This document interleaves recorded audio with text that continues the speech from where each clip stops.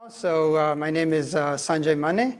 I'm Director of Product Planning and Product Management at Xilinx for the Data Center Group. Here's my colleague. Thank you, Sanjay. I'm Pradeep Nallimelli. I work as a Systems and Solutions Architect in Data Center BU of Xilinx. My work is primarily focused on networking and security offloads, and to be specific on SmartNIC/DPUs/IPUs. Thank you, Pradeep. So today we'll be talking about, in this section, the Xilinx Alveo U25N SmartNIC, focusing primarily on the advanced use cases that we see quite popularly requested and deployed in enterprise data centers. So just to recap from the previous section, we look at it as three vertical segments broadly that cater to the SmartNIC needs. The first market is the fintech market, which we address through our family of products we call the X2 family of adapter products. They're the most widely deployed adapter cards in the fintech market. We're widely known for that. The second segment we see is the hyperscalers. We have the SN1000 composable SmartNIC for addressing that market that was announced earlier this year. And today in this talk, we're focusing on the U25N, which is tailored for the tier 2 cloud service providers, enterprises, and telco data centers.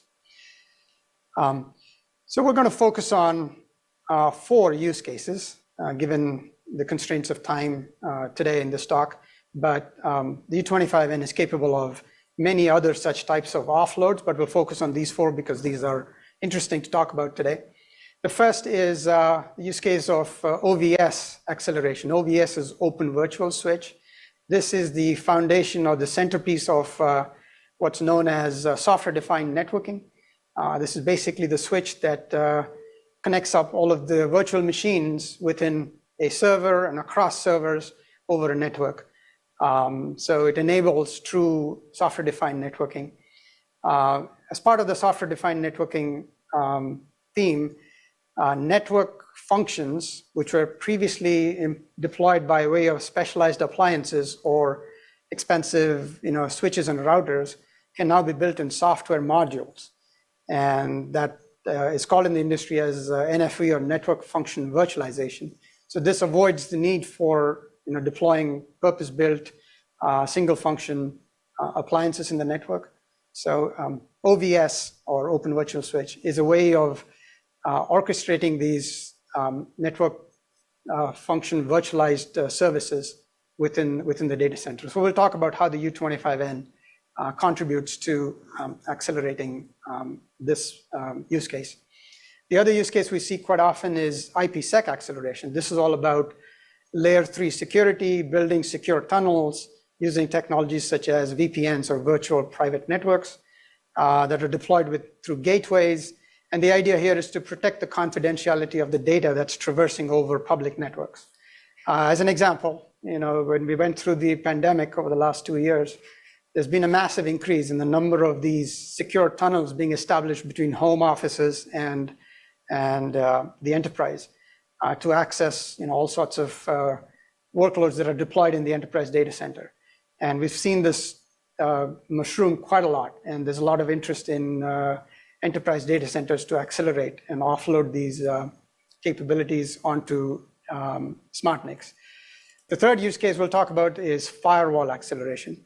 This is about providing security based on policies. In the past, there used to be a concept of a periphery where, inside the periphery, everything is safe in the zone. So if you protect your periphery from the outside world, then you're giving yourself sufficient protection from a security standpoint. But that's no longer the case. Data centers are quite distributed. Each server can have hundreds of VMs, and each VM can communicate with the outside world independently. So every server can be treated as an edge. There is no perimeter anymore, which means the firewall function needs to be resident on each of these servers. So it's a distributed firewall. And that's a lot of processing overhead for the CPU if it's not accelerated. So we'll talk about how the U25N helps with that problem. And the fourth use case we'll talk about is the quality of service acceleration. Bandwidth is always a premium resource.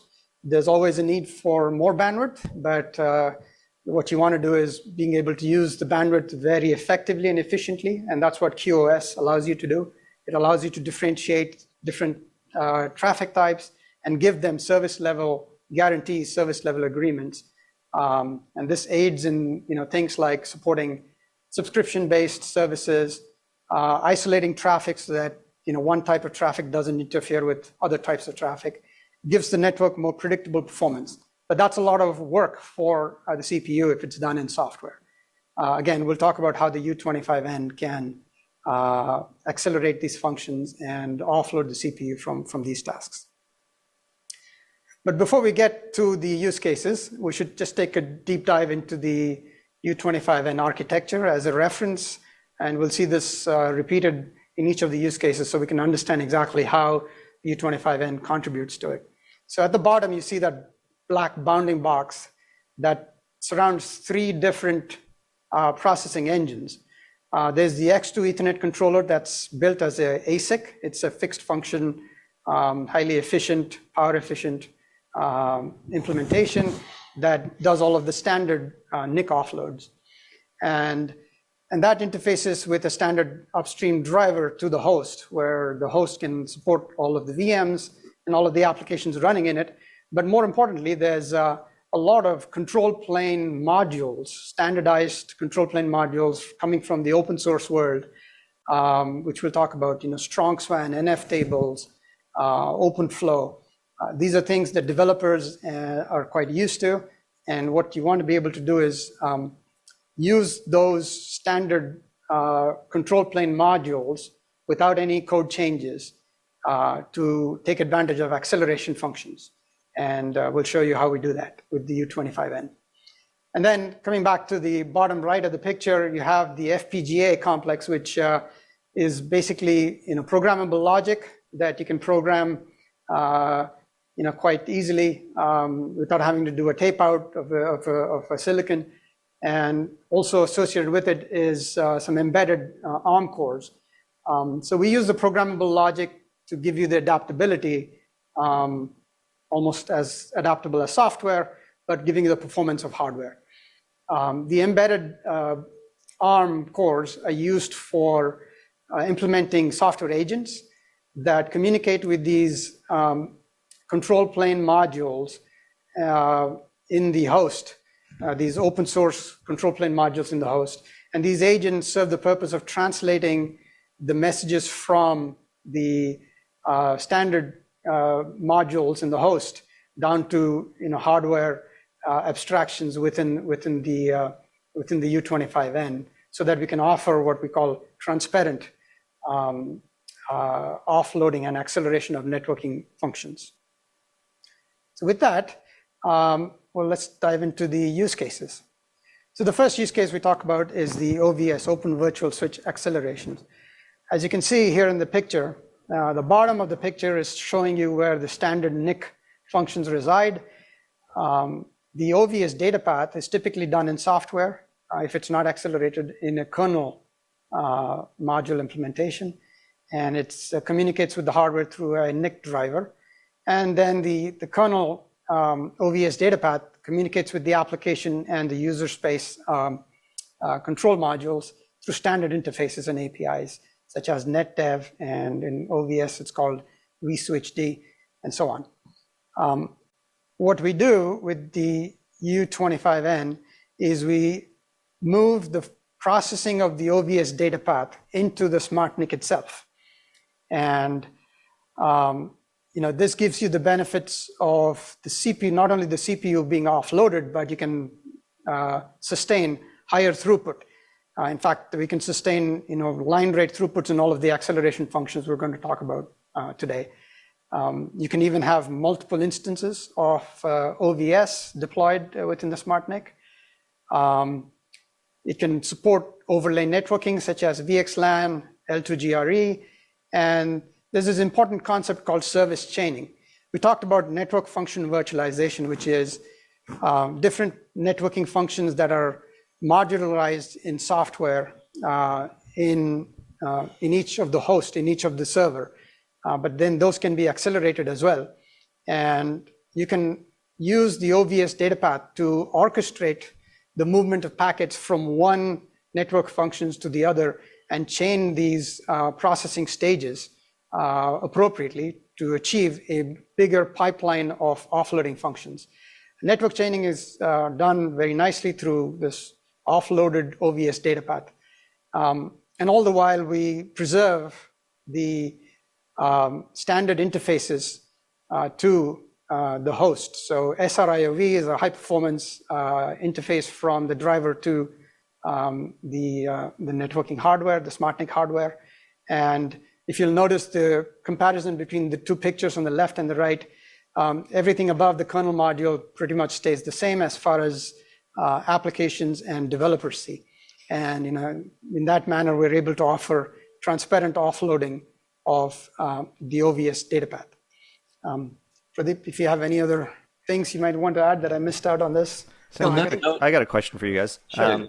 You talk about all the network offload features and that, but I can't help but think if there's a space here to offload some processing similar like you would to a GPU or something. Is that possible, or is it only network applicable? No, that's a great question. So I think I started off by saying, we're talking about 4 use cases today, but because of the architecture of the U25N SmartNIC, the FPGA can be used for other purposes as well, accelerating, database access functions, for example, inline processing. We have use cases with customers that have built such capabilities where as packets come in over the network, you can do some smart pre-processing of machine learning algorithms, as well as doing networking interfaces. So that is definitely possible. We're not talking about that today in today's talk, but it's absolutely possible with the product. Yeah, so I would like to add to that, right? If you look at the right-hand side picture over there, there's an yellow block. That's where the FPGA is sitting, right? And then we have used that FPGA logic to build OVS data path. That is, packets coming in will be looked into headers of the packet, make sure to read the source IP, destination IP, MAC addresses, and all that stuff, and make a decision on what to do with this packet. Do you want to drop the packet, send the packet out, send the packet into out the port, different kinds of actions. Now that's in this slide for the OVS, we use that FPGA block to do that process. But for the question that you have asked, can I use that FPGA block to do something else, right? This is where we come in. This is not a fixed function. This can be adaptable and configurable to run. Let's say the packet's coming in, you want to run some machine learning on it, and then figure out whether this packet is not something to be seen by the host, right? You can do that. So those kind of IPs can sit right there and work as a bump in the wire acceleration. Just sit in line and do that specific processing, and then send the packets and make specific actions on the packets. But this is on the network in line. So theoretically, it could hit the FPGA and never even talk to the host and come back out after something was processed. Absolutely. You can cut through, depends on the application, use case, and the deployment. Most of the traffic can be cut through where all the packets come in and go out on the same port. If it's sitting on the edge, you want to do some IPsec processing that we're going to talk in the next slides, but you apply crypto and then send the packet out. You're an edge box right there. You don't have to actually process these packets in the host in that case. To follow up on that question, what about application awareness? Because it looks like from a driver perspective, if you have just a traditional box, if you will, and you plug this card into it, I understand the benefits there, but is there something in the driver, is there something that can be written into the application that allows it, that allows it to process things faster, better, cheaper, stronger for a specific type of application? If the question is running application on the SmartNIC or applications running on the host? Applications running on the host. Yeah. Oh yeah. So it depends, right? So there is always a logic and coupling. It can be tight coupled or it can be a glue logic. Let's say if you run an application like IPsec, the control plane of the IPsec where the keys will be negotiated between two parties will be done in the host. So the host is the master. it will talk to the other end gateway and figure out what are the keys would be, and then those keys will be imported onto the SmartNIC. And now the traffic that comes on that flow can be processed on the SmartNIC and send all the telemetry kind of details like statistics, how many IPsec packets have been processed, what are the algorithms that has been processed. Those stuff can be always sent back into the host, or it can be sent out of the box for somebody who is doing the orchestration to look at what's happening on the box. So there are these APIs which have been developed on top of this. It could be a standard Linux kernel APIs, or it could be a DPDK APIs when applications run in the user space, or it could be like gRPC kind of APIs where a box sitting out there can actually talk to this card over the network. Okay, that was my next question is, can you identify the actual NIC as the host so that everything is streamlined from the box to the host? So you just answered that. Thank you. Welcome. Yeah, thank you, Pradeep. So, I mean, those were absolutely great questions. I think some of those examples will come out in the next few slides here, where application awareness, as well as, whether or not the packet needs to go all the way to the host every single time. So I think that those are excellent questions. So we'll talk about that some more. So next use case we want to talk about is the IPsec Acceleration. Again, you'll see a similar kind of theme here. IPsec is also a fairly heavy workload on the CPU. There are things that, you need to be able to look at the packet, classify it, look up a secure association database, and then decide how you want to form the packet based on the returned results. And then you need to apply an algorithm for encrypting and decrypting, such as AES GCM. Again, these are all fairly intense per packet operations. By implementing the IPsec acceleration in the FPGA, along with the software agents that run on the ARM cores that communicate with the control plane running on the host CPU, you can update the secure association database. So for example, if you wanted to make some application-aware decisions on what you want to do with certain flows of traffic, you can program the association database accordingly, and the end result would be that those packets would be treated based on what's in the association database.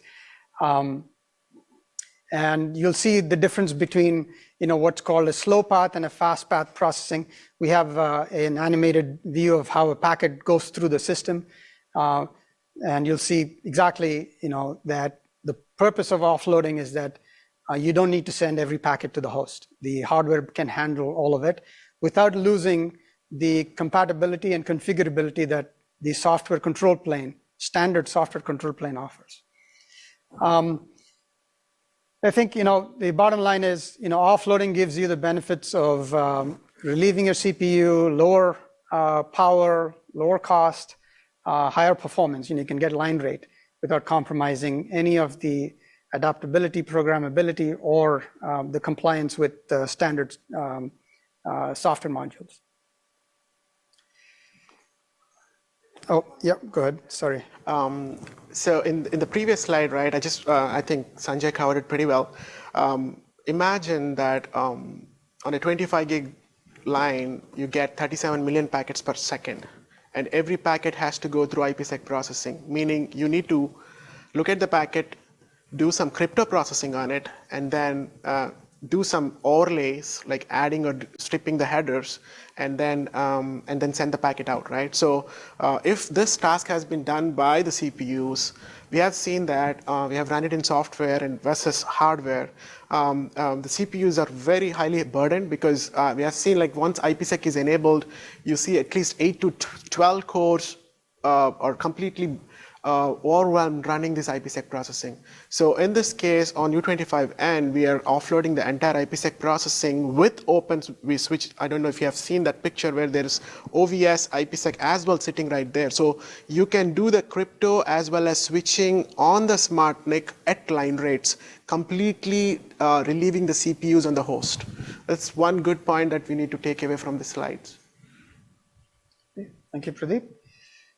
And then moving on to the third use case, which is layer 4 firewall acceleration. Similarly, this is about providing policy-based security policies.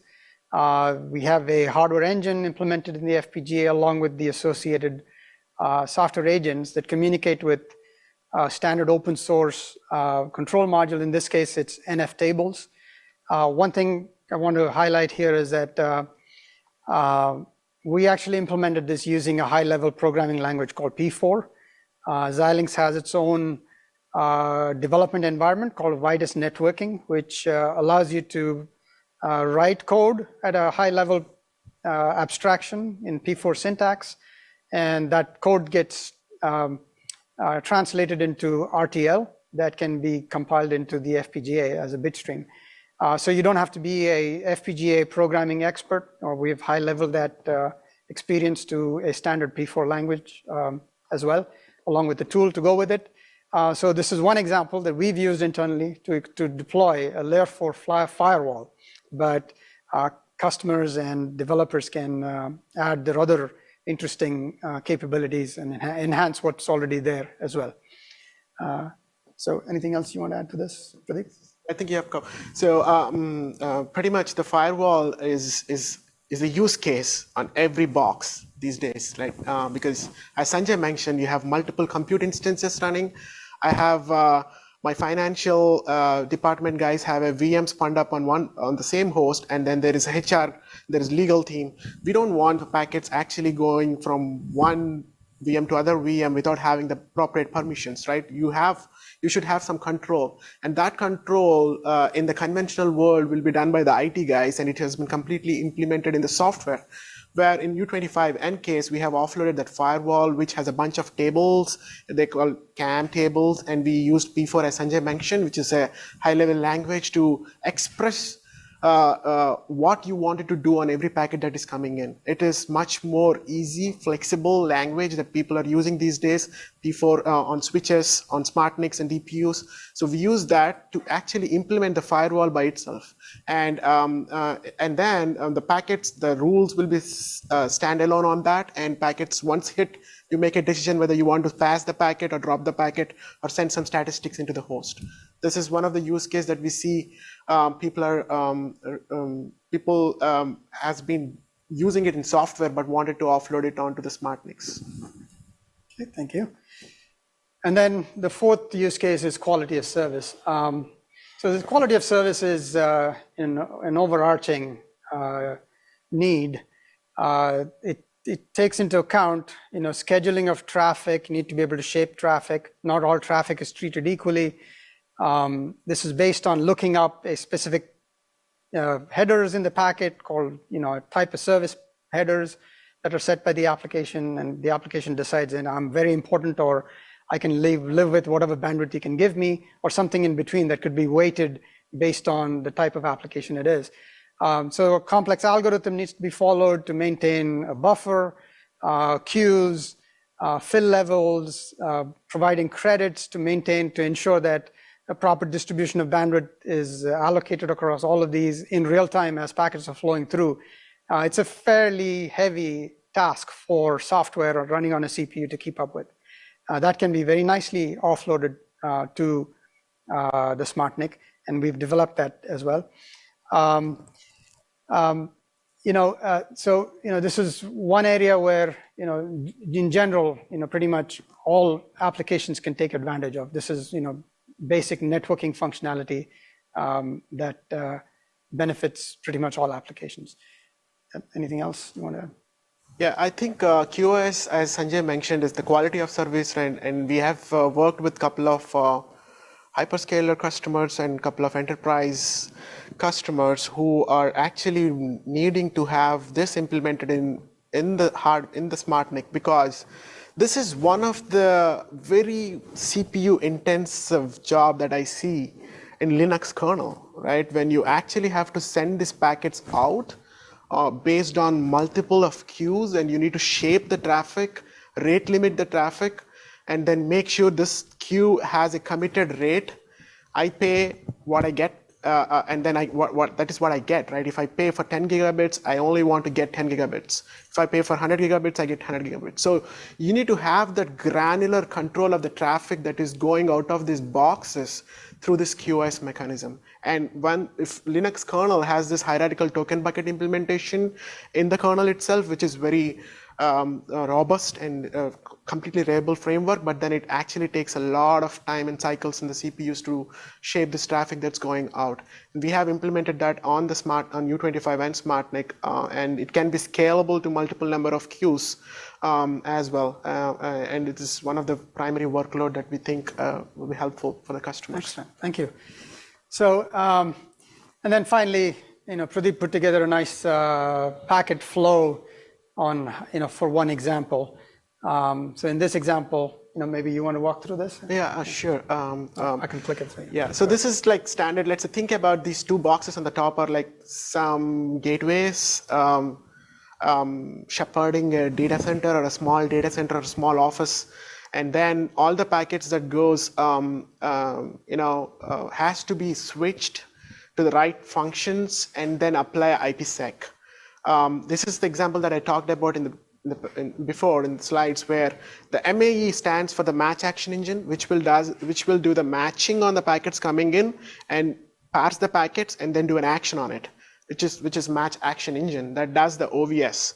And then the IPsec is the layer 3 IPsec, where it does apply crypto and then encryption, hashing, or whatever authentication and confidentiality stuff, and then make a packet and then add a header on top of it and send it out, right? In the slow path case, when there is nothing is offloaded on the SmartNIC, packet goes in, it looks at the packet, it don't have a flow over there, so it don't know what to do. It just sends the packet back into the host.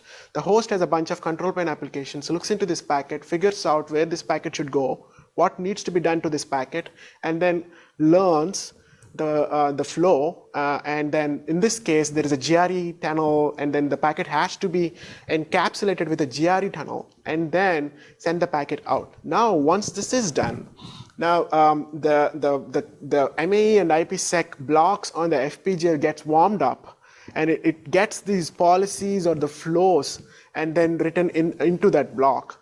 And then the packets will be sent out, and the subsequent packets that comes on the same flow, let's say a little bit forward, Sanjay. Now the next packet comes in.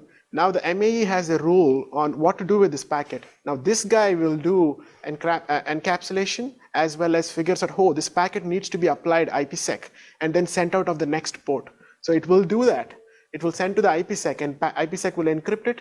On the other side, the guy will take it, decrypt it, and then decapsulate the packet and give it to the MAE. MAE will know that, oh, this packet has to go out to the other port and sends it out. So this is a complete offload. We have done the heavy lifting that the CPUs pretty much will completely overburdened with this kind of an operation that's happening, offloaded onto SmartNIC. And we have seen the line rate performance. And if this is done in software versus hardware, we have some numbers that we have taken, but we can share it on our launch. We have seen at least 10 to 12x performance improvement, depending on the packet sizes. Thank you, Pradeep, for a wonderful walkthrough. So that brings us to the summary. Basically, U25N, I think the difference is that we can support line rate performance on the offloads that we've just talked about, and many more possibilities beyond that. It's a turnkey offering directly from Xilinx. We're able to reduce the time to deployment quite dramatically. It's very adaptable. We talked about one example of use of higher level programming languages such as P4 to customize solutions if that's what customers choose to do. And we believe this combination of features, form factor, performance, power, etc., and the way we deliver it to market is ideal for deployment in enterprises, telcos, and tier 2 CSPs. Again, next week, much of this will be talked about, in addition to many other interesting topics at the Xilinx Adapt conference. It's a technology conference that I would highly encourage you to take advantage of. It's online, and please feel free to register for it. And with that, thank you so much for giving us the opportunity. Any questions? Thank you. I have a question around use cases. I'm trying to think of the use cases in this in terms of workload. I saw you're doing VXLAN offloading. Can you do Geneve offloading as well? Today we are supporting L2GRE, NVGRE, and VXLAN, and that's one good thing about FPGA-based SmartNIC. We can implement anything. It's just a matter of writing a P4 code and then put it in the bit stream. So Geneve is currently supported on our SN1000 NICs. So on U25, depends on the use case, we can do that too. So, I think one of the key attributes of SmartNICs, the way we've built it, is feature velocity. So we can deploy new features relatively rapidly. New updates to the software can happen on a more frequent basis. We're constantly gathering input from customers that we're engaged with, and we have a pipeline of features that we're working on. So Geneve is one of those that, based on need and customer interest, we'll be happy to put into the product roadmap. I was thinking Geneve, VMware Cloud Foundation moving to Geneve in version 4, offloading that encapsulation is bound to be a benefit. And are there any other types of workloads that tremendously benefit from these cards? I'm assuming network heavy, so HTTPS. What are the primary workloads we are seeing the largest gains? So I can take that. Yeah. So the goal for us is to allow the business applications running in the host to be completely taken on the CPUs, and we want to offload all the network infrastructures. And we are working on all the things that a network and a packet should go through before it reaches its destination. Here, you talked about OVS, which is pretty much pervasive everywhere, because every packet that goes in should be switched or routed somewhere. We talked about IPsec, which does handle the security. We are working on SSL, TLS SSL, where all the HTTPS today, everything is secure. So at the application layer, we need to have some sort of security. So that is more compute intensive, where there is a handshake processing happens, and there's a lot of algorithmic processing happens, so cryptography stuff. So that is something that we are working on. And there are other things like application filtering, URL filtering, deep packet inspection, regular expression searches. There's a bunch of things that, like IDS, IPS kind of solutions, which can take use of U25N to do those kind of processing of the packets that are coming in line. And most of it is, there is analytics, there is telemetry, there is firewall processing to the next level, where you wanted to combine all these things on a packet that is coming in. So all these kind of workloads is what the SmartNICs can be capable of doing on the packets coming in line. You mentioned updating software on the cards, on the FPGAs. What's the usual, I know this will vary depending on the code, but what's the usual cycle time for an upgrade, and how much of a hit is that to the application if it's running at the time? So typically, we have releases every quarter. What makes into each release is it's a product management function that we have on a quarterly basis. We look at the pipeline of requests from customers, and we make the new releases happen. Now, in terms of deployment, I'll let you answer. Sure. How hit list it is. Thank you. So it's like 1 week versus 2 years, right? So Wow. I can say, let's say today a customer comes and tell me, I need MPLS or UDP functionality implemented on SmartNIC, right? Mm-hmm. There are fixed functions, incumbent SmartNICs out there. Probably some of them cannot do it. If you talk to a Marvel switch, you get a DSA header. If you talk to a Broadcom switch, you get a high gig header. Are all the ASICs capable of doing it? Now, for me, it's a point of writing a P4 code on and put it as a plugin there. Look at the packets, strip off this header, and make a decision based on this ID or whatever in the header, that I can do it. It's a matter of 100 lines or 200 lines of P4 code going and sitting in there. Now, how do I deploy it? Sanjay talked about DFX, which is Dynamic Function Exchange. That is something that is uniquely developed or architecturally developed on Xilinx FPGAs, where there's a static portion and a dynamic portion. The static portion will allow that infrastructure to run. You take that bit stream. In industry, maybe you can talk it as a firmware or a bit stream or a kernel or something like that. And then there is a utility which will allow you to just put it in the plugin in the bump in the wire, that black box. And it's just a matter of compiling the P4 into an RTL code, which our Vitis networking stack will allow. That RTL code will be given to this utility to put it into that space. So the deployment is like less than like 1 minute or 2 minutes job. And it is dynamic and seamless. Okay, that sounds better than when you'd originally said 1 week to 1 year. I'm thinking if it takes a year to upgrade the firmware or the RTL code, I can't use a product like that. I think my analogy is like, I'm sorry about that. The 1 week is for an FPGA-based SmartNICs, and 2 years is for the ASIC-based, where they have to spin a new hardware. Right. He was just trying to compare and contrast. How that long it makes might sense. take. I was looking at I get the new version that comes out on September 1st. I want to install it. How long does that process take? And is it a hitless process? With Dynamic Function Exchange, it's hitless, it's quick, and it can be done at runtime. Very cool. You might have heard about vRouter, virtual router. It's like an OVS, but that's been developed by Juniper folks. It's called Contrail Tungsten Fabric.